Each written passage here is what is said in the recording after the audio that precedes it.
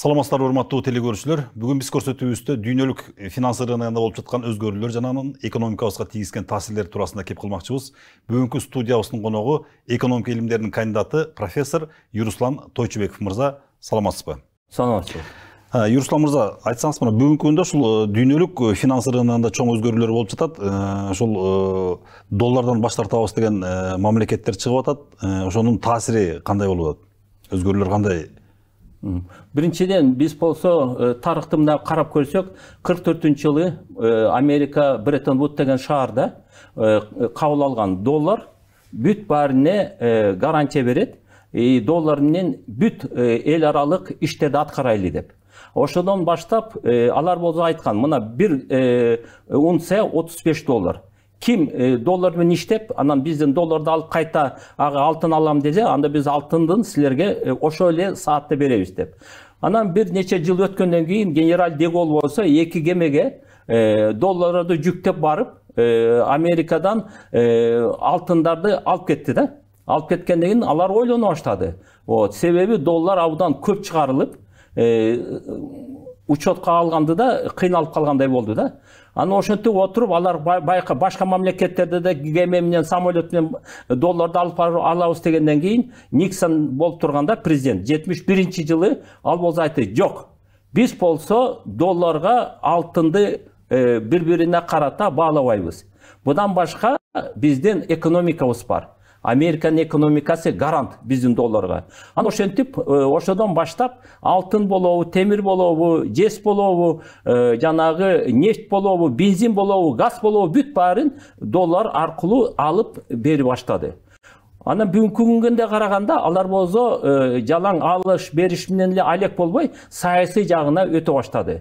Доллар абдан чоң көлөмдө чыга баштады. Бул эми бир өзүнчө Американын бай мамлекет, бирок ошого карабай бир чек болуш керек да. Алар конгресс бар. Конгрессте болсо аларга айтат, буга чейин дагы чыгарсаң болот деп, аларга уруксат берип турат. Бирок адам башка доллар абдан көп чыгып кетип, башка мамлекеттерге катты таасир кылып калды да. Ушул экономист катары ушул терс жактар кайсылар болду? Терс жактан биринчиден Америка өзүнүн мамлекетинде өндүрүштүн бүт баарын башка мамлекеттерге чыгарып баштады. Мисалы Америкадын бир жылда дүйнөлүк дүн продукцияга 20% салым кошот. Бирок дүйнөлүк алып пайдаланып турган 40% алат. Демек 20% минус кылып атат да. То есть продукцияны мисалы 20 сомго чыгарат, бирок 40 сомго жейт. Ошентип карызга жашап калды Америка. Адан башка доллар болсо жанагы чыгарган сайын сеньорош деген өзүнчө салык бар. Мисалы жана кыргыздарга жөн эле кагазды чыгарат. Мисалы $100 кагаз примерно 8-10 цент турат. Аны бизге берсе, биз болсо ошол $100 берди айлантыш үчүн аларга $100 мисалы алтын беребиз. Же башка бир нерсени беребиз. Ошентип бүт дүйнөнү алар болсо ошо только кагаз чыгаруу эле сатып ала баштады да. Ошентип баштагандан кийин кризиске жакындай баштады. Кай жагынан башка мамлекеттерге де акча чыгарганда ошол сенде канча алтын же доллар же евро бар болсо, ошонун көлөмүндө гана чыгарасың деген бүт үчүнчү мамлекет деп коет, биз ошонун катарына киребиз. Ошодон көп чыгарылбасын деп. Өзлөрү болсо, мына бүгүнкү күндө Американын ички дүн продукциясы 16-17 миллиарддын тегерегинде, триллиондун тегерегинде, бирок доллардын жана көлөмү бүгүнкү күндө бир 70 триллиондон ашып кетти деген маалымат бар. Мына бүгүнкү күндө дүйнөнүн дээрлик бардык мамлекеттеринин экономикасы ушу долларга байланганда, дээрлик бардык мамлекеттер. Анан эгерде доллардан баш тартабыз деп, Россия чыгып атат, Кытай чыгып атат, Иран чыгып атат. Эгерде ушул баш тартып, анан ошолорду ээрчиген мамлекеттер кандай болуп доллардан баш тарта алышат? Алар чоң деле проблема болбойт. Биз азыр көрүп атабыз, кыйналып, кысталып, финансый кризистердин бүт баары доллар үчүн болгон. Мына бизде 12 кризис болду. Ошонун бүт баары доллардын туруктугу жоголгондон сайын ушуга биз учурап атабыз да. Доллардын өзүнүн ички күчү бул жылдары 95%ке чейин түшүп кетти. Доллардың өзі. Мұны қантып санасақ болады. Мысалы, доллар келгенде жанағы бір алтынды қанша долларға алсақ, мысалы, ошол кезде 35-те.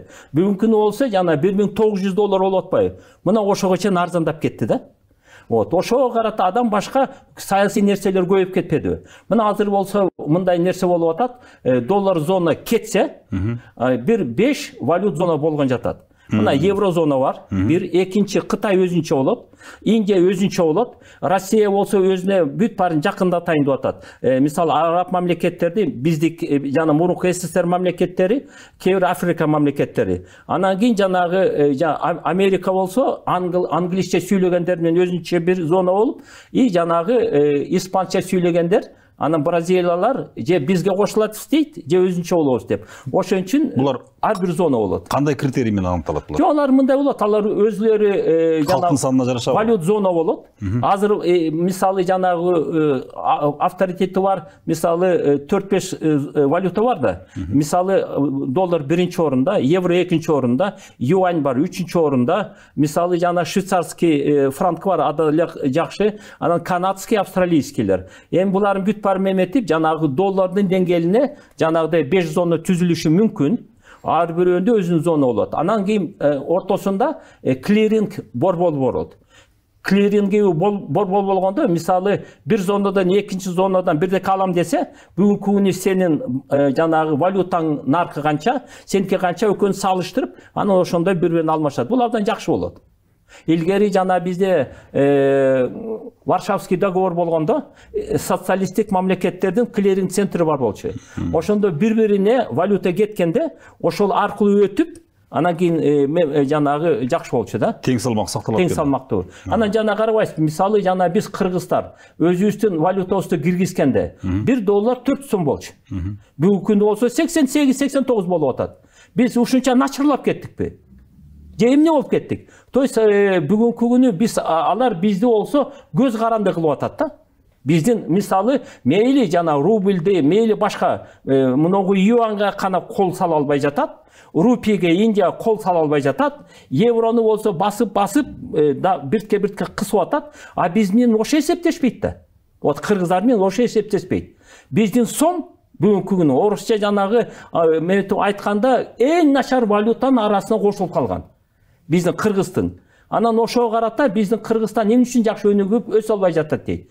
Биз ошо валюта менен иштебей жана иштете албай жагына келгенден кийин биз ошондой болуп атабыз да. Мисалы, кандай кылышыбыз керек? Эгерде ушул жанагындай сиз айткандай 5 зонага бөлүнүп калса, Кыргызстандын сому кандай позицияда туруш керек? Биз болсо бир зонага кирет болушубуз керек. Биз эң жанагы орустар уюштуруп аткан зонага кирет болушубуз керек. Анан алардын ичинде болгондо кантип бири-бирибизге валютаны салыштырабыз. Анан паритет покупательной способности деген бар. Бул кандай? Мисалы 1200-1400 жанагы мемелерди карайт, товарларды карайт. Мисалы нандын баазы канча, бензиндин баазы канча, бир жерден 1 километр жүргөнүн канча, помидордун баазы канча, тигиби деп ошондой 1000-1200 ошон тегерегинде карайт. Ошонун наркын бир айда бир карап, анан кийин бири-бирине салыштырат. Мына бүгүнкү күнү биз паритет покупательной способности караганда, биздин сом $1 80 эмес. Вот жана 88 эмес, примерно 38 болуш керек. Болуш керек. Значит, бизди кысып атат. Значит, бизди Америка жана башкалар ушул аркылуу биздикин жеп атат да бүгүнкү күнү. Анан ошого карата экинчи жагынан мына биздики жанагыдай болгондон кийин бизге болсо жанагы эл аралык фонд келбеди, анан дүйнөлүк банк келбеди. Алар биз менен келишме түздү. Келишмеде бизди кыса турган, бизди кемсите турган, бизди өнүгү өспөй турган ушундай бизге келишме түзгөн да.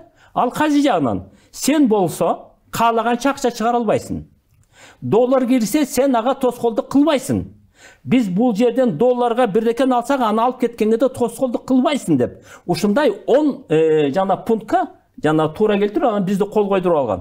Ошого карата бүгүнкү күнү болсо биз эмне үчүн өнүкпөй жатабыз? Мен болсо бүт баарын санап чыктым. Биздин улуттук банк жана банктар биздин экономикага бүгүнкү күнү мына кечээки күнгө 1 триллион 200 миллиард сом бербей койду. Берген жок экономикага. Ошонун негизинде биздин экономика 2 триллионго дүн продукцияны чыгарган жок. Сиз мына ушул Кыргызстанда банкты биринчи негиздеген банкир катары белгилүүсүз. Сиз биринчи Кыргыз Швейцар банкын түзгөнсүз. Туура, Адил банк. Адил банк. Анан ушул улуттук банктын ишмердигине, деги эле ушул Кыргызстандагы банктардын ишмердигине кандай баа берет элеңиз?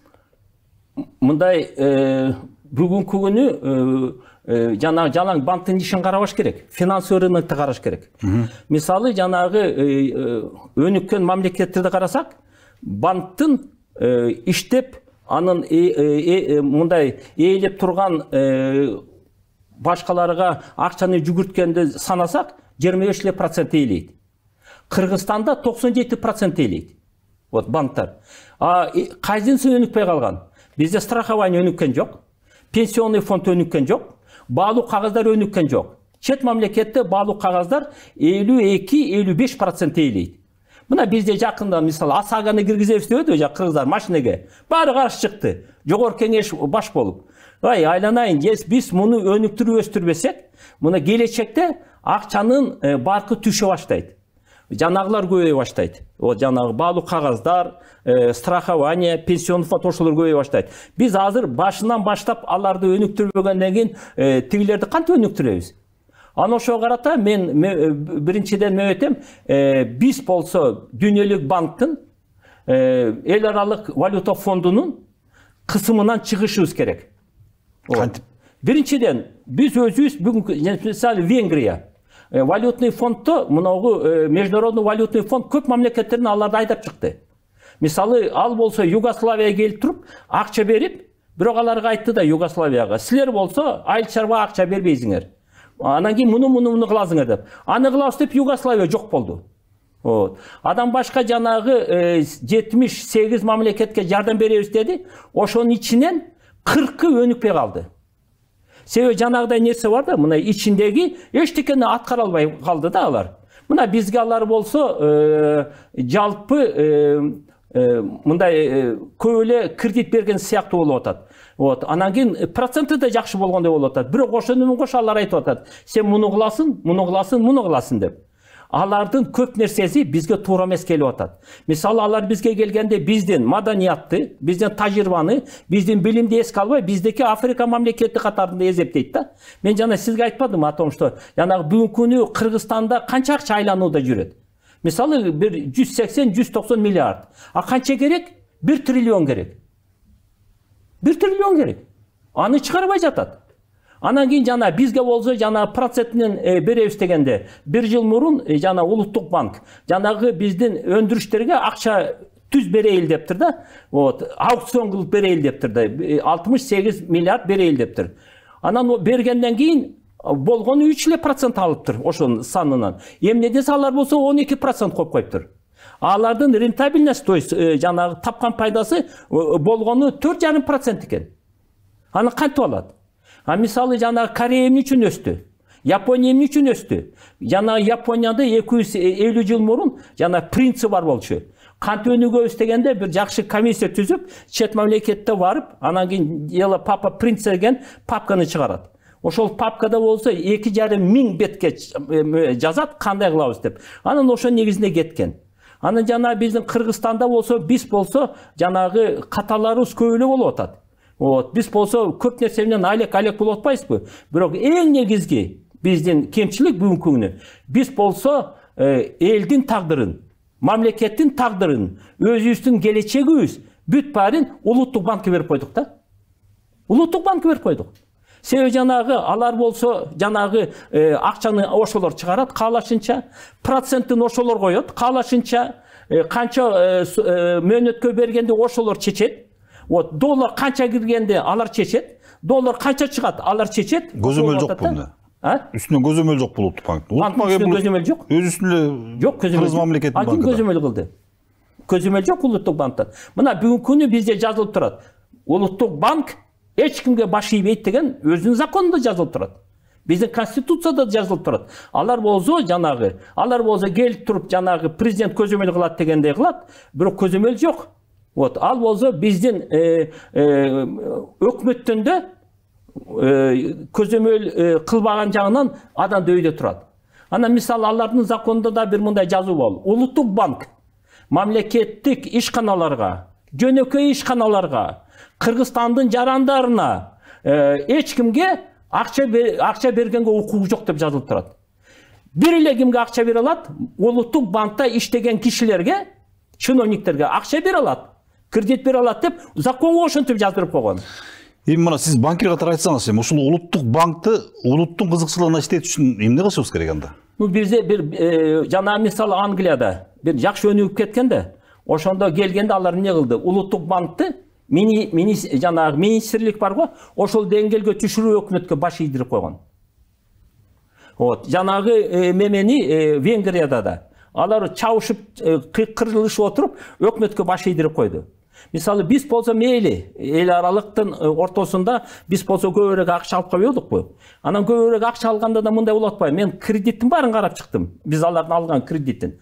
Анан ошого карата бир эле кредит айтып берейин, жанагы Австралиядан кой алып келбедикпи? Алып келгенде биз болсо ошол ошолорго алар болсо 15 миллион акча мөбөттү. Ошонун ичинен алар болсо жанагы консультация кылган ошо чет мамлекеттик ишмерлерге 30% кетти. Анан кийин жанагы аларга шарт түзүп берүүгө 10% түздү. Жалпы аларды бизден келип иштеп беребиз деген үчүн 68% аларга кетти. Анан Австралиядан кой алып келди, анан бизди үйрөтөбүз деди. Ошолорго акча кетти, анан койдун баары өлүп калбадыбы? Кыргыздарды койду кантип карайын деп ошо акча кетти да. Анан ошого карата чын айтканда аларга да мындай кредиттерин алып, бизге карап, коркпой, үрпөй айтыш керек эле да. Сен кайсы кредиттин бизге пайда берди? Мен жанагы 8 программасын көрдүм. Аракет деген программасы болбой калды. Билим дегени болбой калды. Адам башка болсо бизден өнүктүрүү программа кылабыз дебеди. Айыл чарбаны өнүктүрүп беребиз деди. 576 колхоз совхозду талкалады. 5800 ишкананы талкалады. Ти баягы меме жана писак сыяктуу кылып жанагы бизден 28 ишкананы бириктирди. Бириктирип туруп айтты, биз мунун баарын өнүктүрөбүз деп да. Өнүктүрөбүз деп аларга кредит берди. Жарым жылдан кийин айтты, 0,5% болбойт, 2% кылайлы деп. Биздикилер ага да макул болду. Анан сомду киргизип айтты, эми сом менен 18%ка чыгарайлы деп. Ошондон кийин конвойный жок. Завод подшипников жок. Завод среднего машиностроения жана моторлор жок. Завод насосу башы жок. 28 бизди көтөрүп турган ишкананын баарын жок кылышты. Эмне үчүн? Алар конкуренттер кереги жок да. Чет мамлекеттен бизге шина келсин, чет мамлекеттен подшипник келсин, чет мамлекеттен насос келсин. Мына ошондой болдук. Мисалы жанагы генерал Пак бар эле, жанагы Южный Кореяда. Ал мындай Япониядан баягы принциптен китебин алып алып, өзү болсо офицер японской армия болгон. Анан Кореяга келгенден кийин ошонун баарын алып алып Кореяны өнүктүрөм деп, анан эл аралык фонд келет. Анан дүйнөлүк банк келет. Анан айтат, банковский система, бизде акча беребиз. Силер болсо элиң көнгөн, силерге туура келген багыттарды өнүктүргүлө. Бул эмне? Ал кезде Кореяда парик жасач экен, фанера жасач экен, анан күрүч өндүрүшкөн. Ушуну өнүктүргүлө деп тур да. Генерал Пак болсо кара туралардан киришпегиле деп айтты. Мен болсо микропроцессор чыгарам, мен машина чыгарам, мен болсо жана станокторду чыгарам. Ошенткенде тигилер каткырып күлүп тур да. Мына азыр Корея эмне болуп атат? Мына биз болсо бүгүнкү күнү мисалы өзүбүздүн мына Кыргызстанды илгеркидей нерселерди чыгарышыбыз керек да. Мына Атамбаев болсо тиги мемени алып алды, автомашты. Ал кезде грузовиктер чыкчы да. Канакей ал. Мисалы ошол станоктун баарын ар жакка сатып жүрдү. Мен деле өзүм көрдүм. Мына Баткенге Айбала экөөбүз барганда карасам, жанагы бир шагаевич экскаватор бар экен, Сүлүктүдө. Жанагы көмүрдү алганды. Анын жарымын сатып жүрдү өзбектерге. Анан машина менен алып келип атканда 28 вагон менен алып келиптир ал экскаваторду. Анан кармап алып, чабышып, септеп, же бизде жок жармысы. Жармысы тиякта. Ошону өзүм мына өз көзүмдөн көрдүм да. Аны өзүңүз карабайсызбы, жанагы колхоз совхоздорду талкалап атканда. Мына мисалы биздин билармандар айтып атат, биз болсо бөлдүк деп. Карашы, бөлгөндөн эмне болуп атат азыр? Биз болсо мисалы даже алма сата албайбыз. Мына азыр битакка барып карагылачы, Польшадан алма келип атат бизге. Эмне үчүн? Бизде мындай чоң складдар жок. Бизде чоң чарбалар жок. О жана чыгаргандай. Мына бизде жанагы Усвалеттин кезинде тигүү деп айтып атабыз, бирок 12 миллион кой бар болчу да бизде. Алардын жанагы чыгарган сукнолор чет мамлекетке кетчү да. Сүрмөнөй комбинат канакей. О жана биздики. Биздин сүрмө дүйнөлүк эталон болчу. Мына ошонун баарын талкалаш үчүн ушундай болду да. Анан жана сиздин сурооңузга мен айтып атам. Бүгүнкү күнү эң биринчи улуттук банктын иши Кыргызстанга иштесе, ошодон баштап биз оңолобуз. Жақсы. Тілегіңіз қабыл болсын. Юрсулан мырза, мен ушул сиздин социалдык тармактарда көбүнчө ушул Азия мамлекеттерин мисал келтирип, ошолордун өнүгүү жолдорун аныктап, иликтеп, изилдеп жүргөн постторуңузду окуп калам да. Анан экономист катары айтсаңыз, биз ушул Азиянын өнүккөн мамлекеттеринин деңгээлине жете алабызбы? Алар менен тең боло алабыз. Себеби кыргыздардын мындай менталитети өзгөчө бар да. Мисалы биз болсо өзүбүздүн мүмкүнчүлүктөрдү мындай пайдаланыш керек эле да. Мына Японияны алсаңар, алардын сумодо өңгүрөшү бар. Илгерки ойдон келип аткан ошону сактап алат. Биз болсо бүгүнкү күнү ошону сактабай жатабыз. Бир эле Нурдин мындай нерсе да. Мисалы жанагы биздин Россияда 1 миллион кыргыз жүрөт. Алар болсо орто дүн продукция Россияда 11-12 миң доллар. Значит, алар ошол жерде жүрүп, бир жылда орустарга 12 миллиард долларга дүн продукция чыгарат. Кыргыздын ичиндеги чыгарган дүн продукция 8 миллиард. Ошол жакта мигранттар бизден берди баарыбыз тырышып чыгарып аткандан көбүрөөк да. Демек, биздин эң негизги байлык эмне? Бул болсо адамдар, кадрлар. Биз азыр ошо кадрларды жоготуп атабыз да. Анан ошого карата кеткендин көбү келбей калат кайта. Уже байкап атам мен деле. Алардын тарбиясы башкача болуп калды, психологиясы башкача болуп калды. Ошон үчүн азыр болсо тилибизди өнүктүрүп, өзүбүзчө экономиканы күчөтүп, таяк биякта карабай, биз болсо ошолордун жолу менен кетишибиз керек. Мен жанагы мен айтып кетпедимби, жанагы илгери жанагы Бакиевдин кезинде аны менен сүйлөшүп отуруп, аны өкмөткө келип, Кулов премьер болуп турганда, ал айтты да, жакшы программаң бар экен, өкмөткө киргиз, өкмөт карап, ошону бекитсин, ушу менен кетейли деп да. Эрхард кандай кетсе, ошондой кетейли деди. Аны себеби мен Эрхард айтып берген дагы. Ол жанагы согуш бүтпөдү. Согуш бүткөндөн Германия сыз жерге отуруп калды да. Биздикинен 10 эсе жаман. Элди көмөйлү десе, ошолорго көмөтүрүн такталар жок болуп калды. Ошондо кыйналып кысталып атканда, жанагы Эрхард болсо айтат, мен болсо Германияны 3,5-4 жылдын ичинде довоенный орунга чыгарам деп. А жана өкмөттү Аденаурдун жанында канцлер, президент жанында тургандар 35 жылда өнүгөбүз деген. Аны ошо карата ал болсо Эрхард болсо программаны түздү. Эң биринчи эмне кылды? Бүт элдерге 200 маркадан 1000 марка чейин жөнөй берди. Эмне үчүн бердиң, инфляция болот деп баары кыйкырып чыкпадыбы? Анан кийин алар айтат, нан алса пекарня иштейт. Көйнөк алса фабрика иштейт. Тиги ботинка алса фабрика иштейт. Адам башка бүт баарын чакырат. Volkswagen'ы чакырып айтат, хозяин, сен машина чыгарбайсыңбы? Ой, кандай чыгарам? Заводдун үстү астын станоктун баарын алып кетти. А оюң барбы чыгарганга? Бар. Кантип чыгарса болот? Мага кредит керек, бирок менин залогум жок. Залог мен болом. Жаз. Канча керек сага? 4 миллиард марка керек. Жазып, так, машина качан чыгат? 3 жыл ичинде чыгарам. Качан карсы төлөп бересиң? 6 жылда төлөп берем. Сага 5% кредит деп туруп, ошону берип, ошентип 5000 ишканага акча берет. 5000 ишканага. Ошонун үлгүсүн карап, Деголь генерал 4000 французский ишканага акча берет. Ошондой. Жөнүлө өзүлөрү чыгарып, өзүлөрү берет. Аны ошо негизинде өнүгүү өсүп кетти да. Мына Кыргызстанда жана сиз өтүп калдыңыз. Мен барып туруп анан кийин 5 доложить кылдым биздин өкмөткө. Анан алар карып алып айтты да, жанагы залдан болсо ошо Атамбаев муну азыркы бийликте тургандарды кыйкыра баштады. Муну кабыл алсак, анда муну бийлик алып келишибиз керек. Кабыл албайбыз, кабыл албай койду.